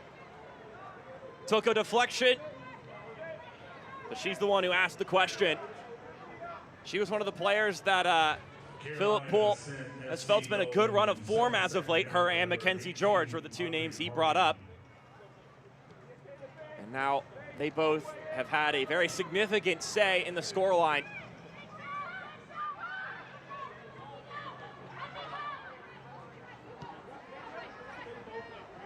The first 4 games these two teams played last season, 2 wins and 2 draws. The wins in favor of the Carolina Ascent. So they have not been bested yet in this series by Lexington. Looking to maintain that here, but an opportunity on the other side. The shot off target. Maddie Perez, who just subbed into the game, was looking to make an immediate impact.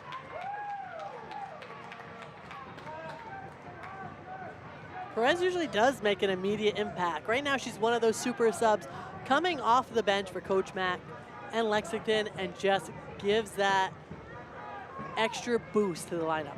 Subbed in for Alyssa Bourgeois.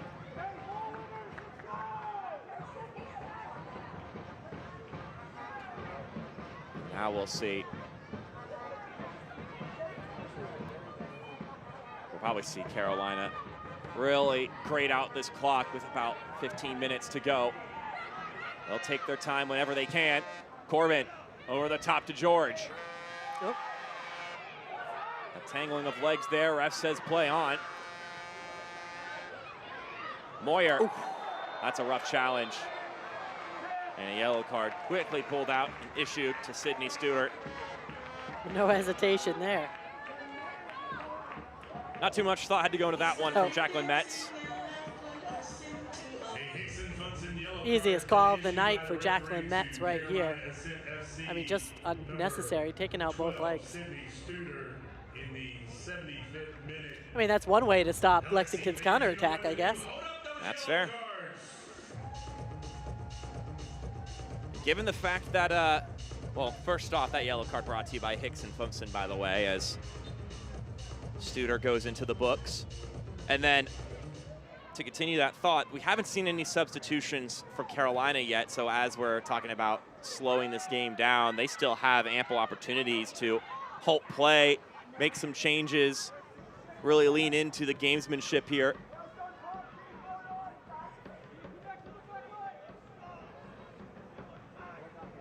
That one kept in play by Hannah White. And not to bring up bad points for you Carolina fans, but you know, they were up 2-0 against DC and let DC crawl back, ultimately getting that game winner. So this is what Coach Phillip Poole wants them to be mentally focused now. They need to be mentally focused for a full 90. Cannot have mistakes these last few minutes. They have yet to have a clean sheet this season. Oh boy. They're hoping that this one tonight's the one. Unfortunately, it has to be said. Oh boy.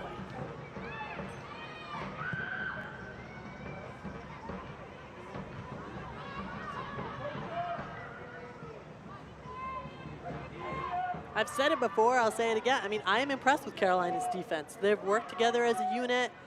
They've been quick. They've been able to keep Lexington from splitting their back lines.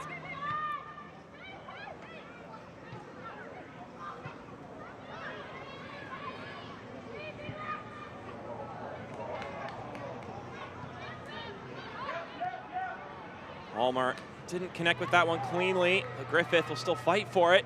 Carolina at the end of the day, though, win the ball back and will push forward again. Here's the goal scorer, Audrey Harding.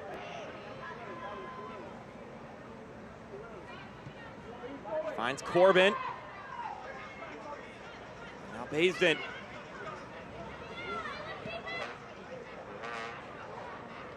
Martinez over in the right channel, running out of real estate, swings it in, brought down. Can they do anything with this? It's played back out to Porter. Aguilera, too close to goal.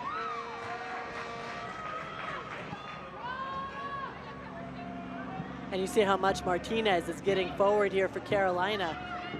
Has been seeing that and looking to play it down their left flank to attack the open space. McCain does well to square it to White. White having a go at it.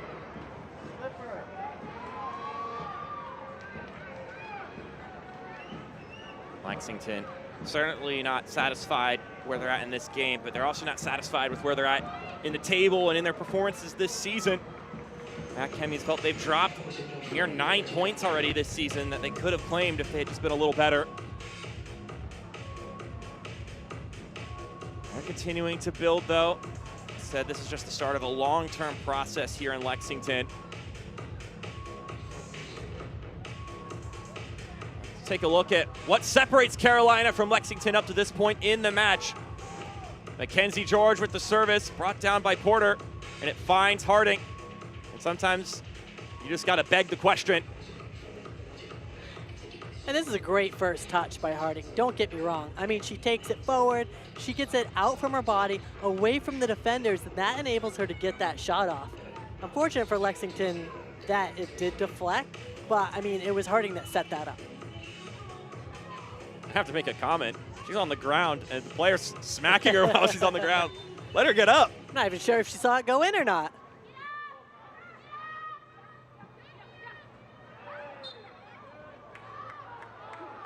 Good things happen when George touches the ball.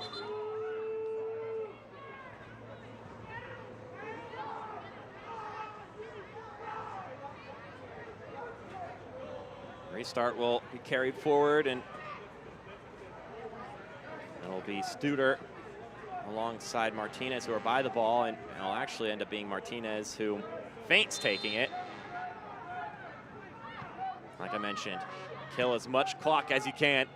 Martinez has played well tonight. I mean, she's really getting up there, getting involved in the offensive attack. She's taking a lot of the free kicks, taking some corner kicks. Riley Parker rolling it back to Porter.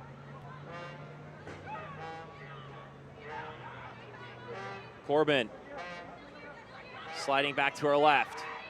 Dancing in the middle of the pitch. Martinez trying to be apt there with her touch.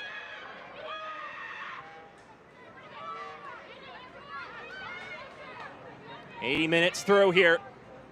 A goal from Audrey Harding, putting Carolina up top here on the road. What's tough for Lexington right now is Carolina does such a great job possessing the ball. They're going to look to keep it for long periods of time, which is just going to make it harder for Lexington to get back and try and equalize. 80 minutes through, still no substitutions for Philip Poole's side. He really likes with what the 11 are showing out there. Why not? And again, it's not that they've been bad this year. Results have not come their way. They've had a lot of silly mistakes defensively. And he told us more than half of the goals that they've conceded have been their own mistakes. 3 of them from set pieces. More about beating themselves than... Exactly. Yeah, he wasn't concerned at all when we spoke to him. Very fixable errors, he described them as.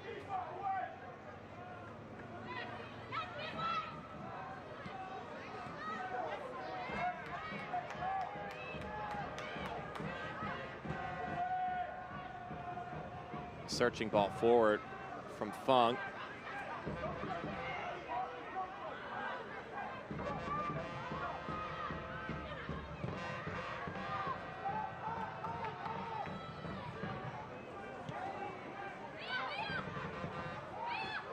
Corbin stepping along the middle and ends up getting help playing that ball up the pitch.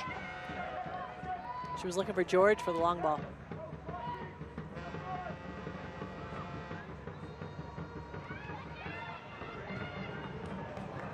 Ball switched over to Griffiths.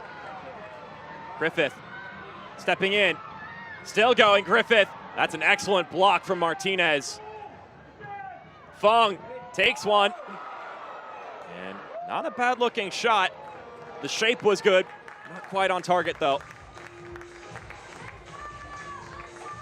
Once again though, Brianna Martinez, we've been talking about how good she's been going forward, but she's a defender.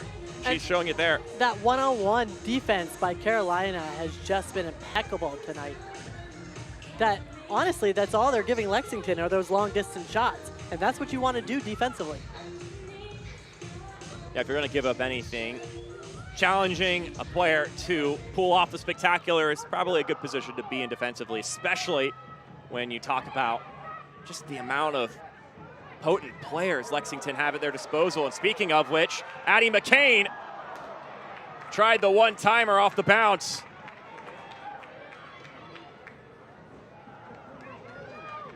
Lexington has not been able to get behind the defense a lot tonight, but that's one of those cases that they do. McCain's going to want that one back. Tough ball because it's coming up over your head. She just mistimes it a bit.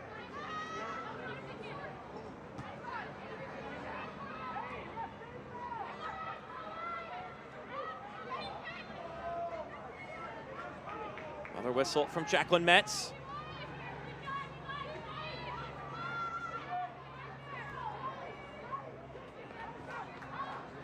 Substitution getting ready here. Not for the Carolina set, once again for Lexington.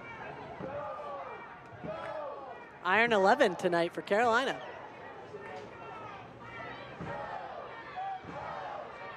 Maddie Perez puts her hand in the air.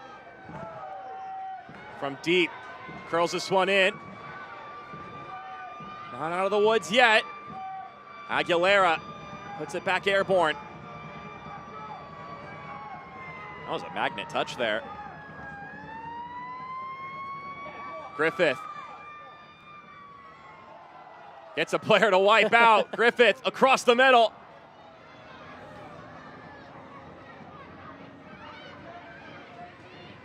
Johnson, roll it back centrally for Fung.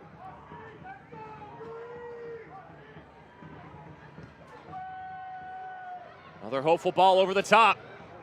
Aguilera getting her head on it, and it will roll out for a deep throw in. And here comes that Lexington substitution. Sarah Griffith will exit, and making her Lexington debut, Amber Wen. Wen, 23 years old, from Snellville, Georgia. Was last on a short-term contract with North Carolina Courage. And now is making her debut in the Gamebridge Super League.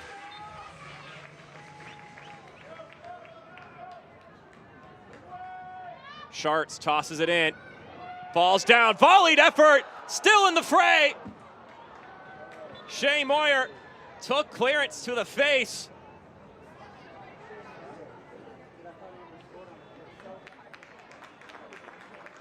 Nearly deflected on goal. Schartz throw-ins. I mean, how amazing is this? Getting it all the way into the 6. And Moyer taking it to the face. Shea Moyer was the captain last season for Lexington. So certainly not a player unfamiliar with making some sacrifices. Still, that one's gonna rattle you a little bit. Oh, of course. I mean, it's point blank. I think she wished it would have had a better bounce off her forehead in, but. Try to make it worth the pain you suffer. But you see what an advantage having a player like Schartz who can throw that ball into the 6 from a throw-in. It just winds up being an offensive weapon. Yeah, even if it's not something that you always draw something up specifically for, just throwing it into the mixer and seeing what happens, I mean, that's not a bad choice. Not a bad option to have at your disposal.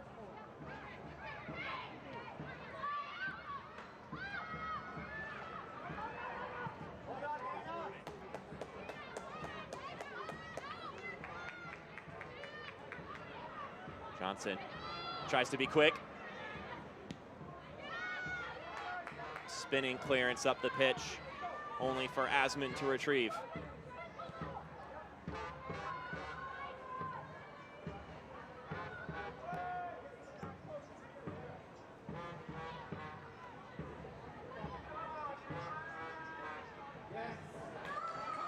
That's well done.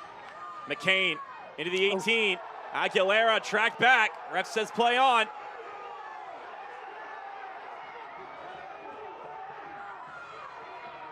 McCain back up on her feet now as Johnson tried to feed it ahead.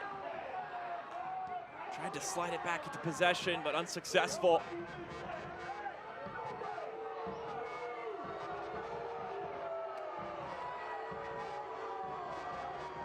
Time becoming of the essence for Lexington.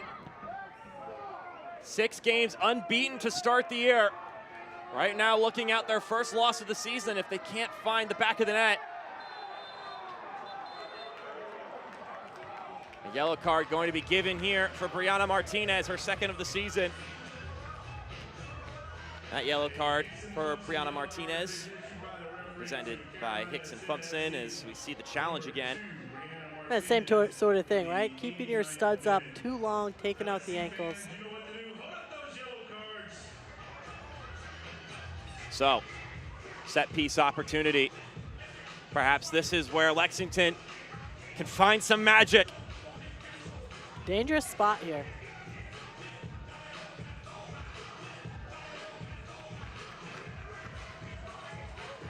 Just one shot here in the second half recorded thus far. It's been slim pickings for Lexington.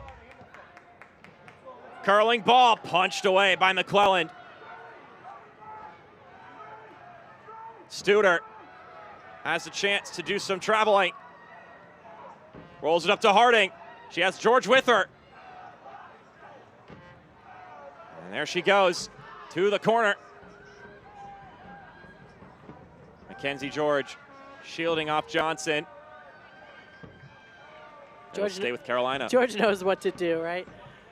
Take that ball to the corner, just trying to take as much time off the clock as possible.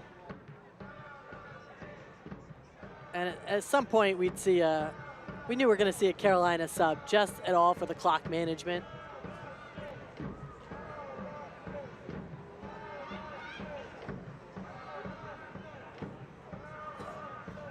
Camping in the corner, Aguilera.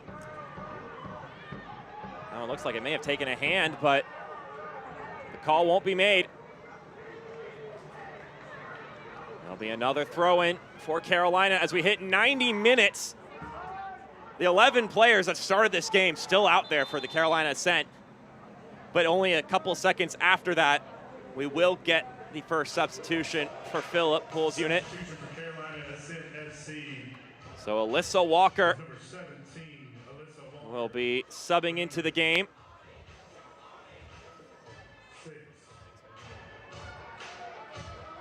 You see 6 minutes of stoppage time tacked on. Walker will be on for Riley Baisden. Baisden with that yellow card, so this is a good decision. She did well today. Set up a lot of those combo plays in the midfield for Carolina. Walker subbed on last game, found the game-winning goal, their first game winner of the season against DC Power FC. Her assignment will be a little bit different this time. Is looking to hang tight here. Ladies and gentlemen, the fourth official has indicated there will be a minimum of If I'm Philip Poole, by the way, I'm thinking about making 2 more substitutions in separate windows here in the added 6 minutes. Will certainly cause some people to roll their eyes, but you've earned that given the fact that you haven't used your substitutions up to this point in the game. It's all about that game management. He knows how to do it.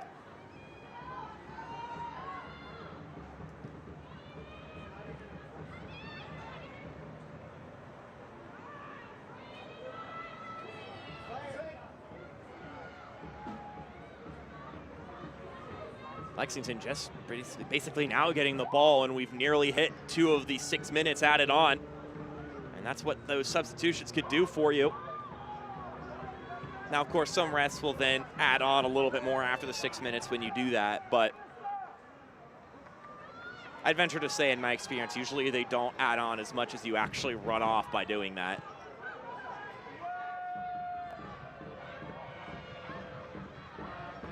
Lexington really just hasn't had many chances this second half at all.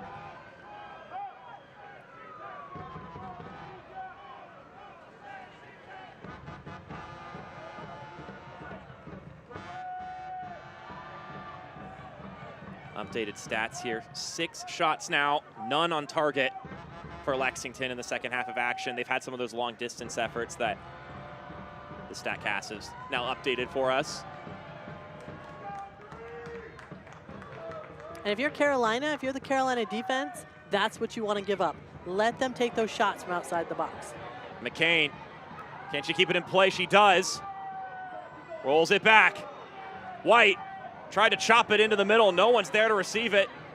But the clearance doesn't take him out of danger yet. Now Wen. Double teamed on the outside. Tried to split the difference. Clearance second go around for Walker is a little bit better. Pantuso. Spinning ball headed across. Scuffles around in the 18. Wrestled away and now cleared away.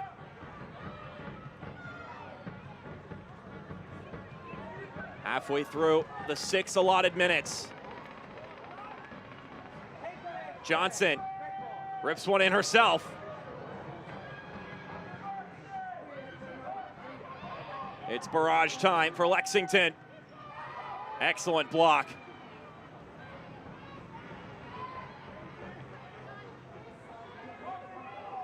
Funk feeling the pressure from George and ultimately gives the ball away. Very aptly played over to the corner where Asman will chase it down.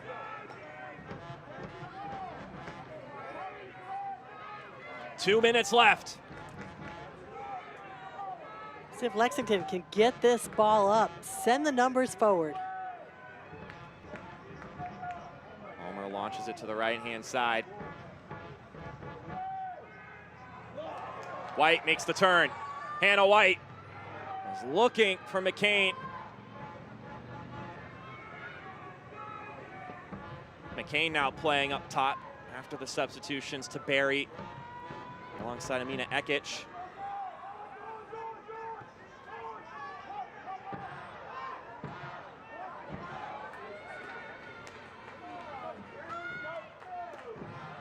Unlucky there by Lexington.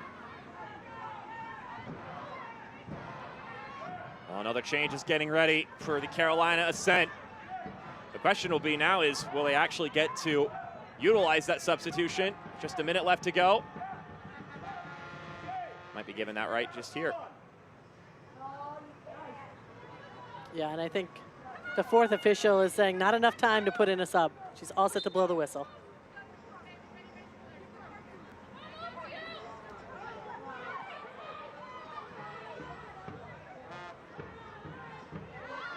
Walker just hoofing it to where nobody is.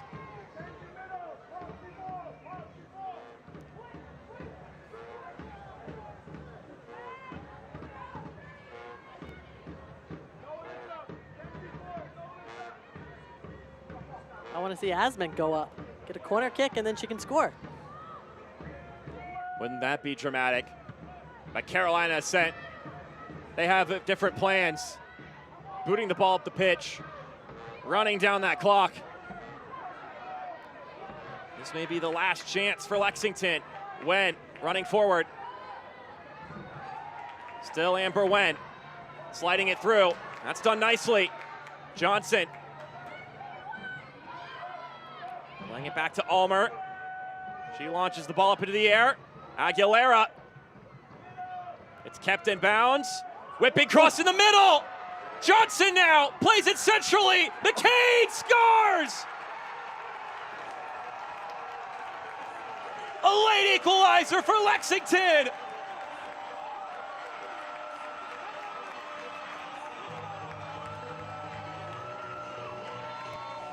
Have they just preserved their unbeaten season? Addie McCain, last to touch it. And what a scuffle in the box. Lexington sending all numbers up. Perez is onside there. Just a little scoop pass. A miss hit, and then what, 2 deflections with finally McCain the one to finish that with authority to tie this game up. Addie McCain, her 4th goal of the season, had 10 of them last year.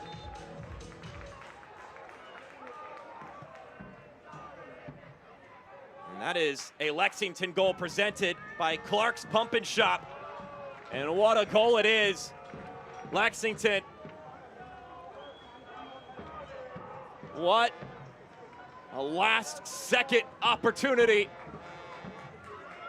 Lexington SC goal in the 97th minute by number 18, Addie McCain. They are now just moments away from being 7 games unbeaten, which would be the 3rd longest streak in Gamebridge Super League history.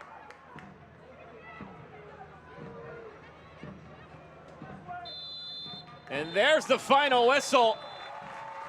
Lexington escape with the point at the last moment. A 1-1 draw. What a game and what a conclusion. An unbelievable finish to this game. We saw Lexington throwing players up, getting forward, keep servicing the ball into the box, and finally, with a chip in, a missed shot, and 2 deflections later, McCain is the one to score it and equalize this game. It was so hard to score in this affair. It took 2 pretty scrappy goals to find the back of the net. And both teams will come away with the point, and they will finish with a single goal in the match. We're gonna have some post-game thoughts after this. 1-1 your final score. We'll wrap things up in a little bow after this on Peacock.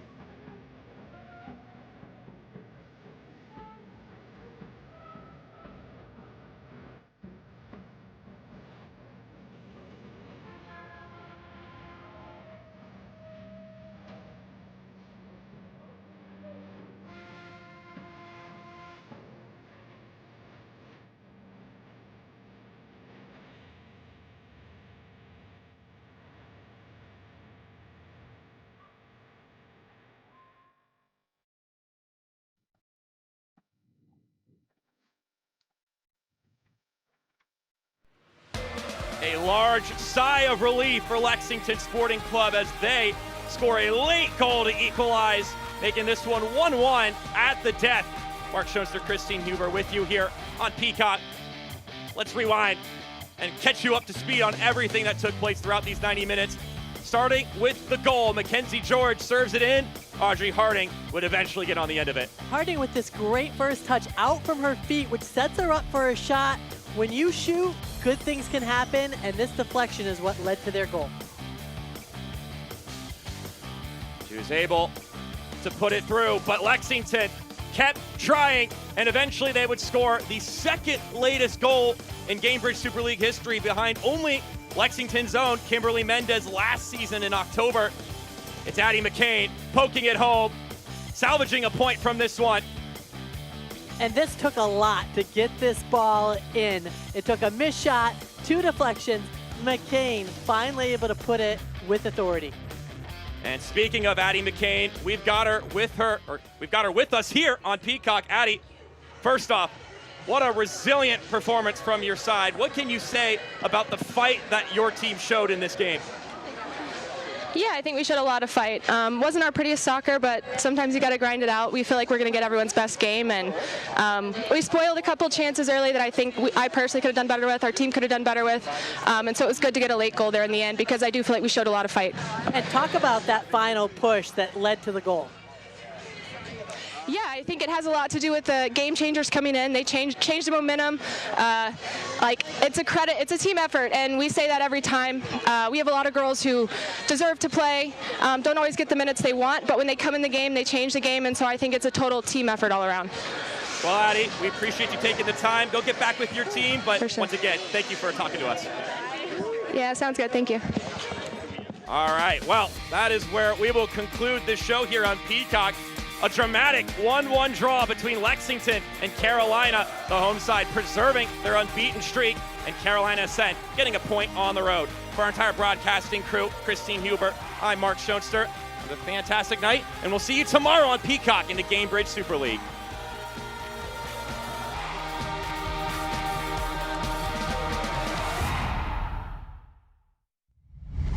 This copyrighted telecast of the United Soccer League cannot be retransmitted, rebroadcast, or reproduced without the express written consent of the United Soccer League.